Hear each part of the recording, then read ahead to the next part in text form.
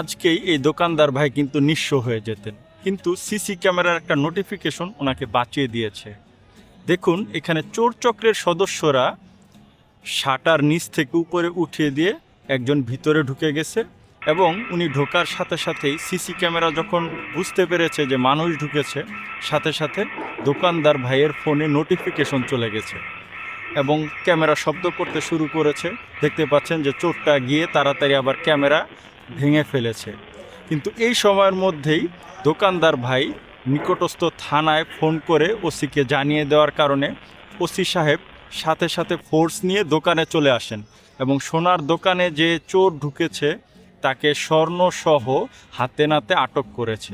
তো আপনারা যারা ক্যামেরা সেট করতে চান তারা কিন্তু অবশ্যই এই এআই স্মার্ট ক্যামেরাগুলোর কথা মাথায় রাখবেন এবং অবশ্যই এই ক্যামেরাগুলোই সেট করবেন।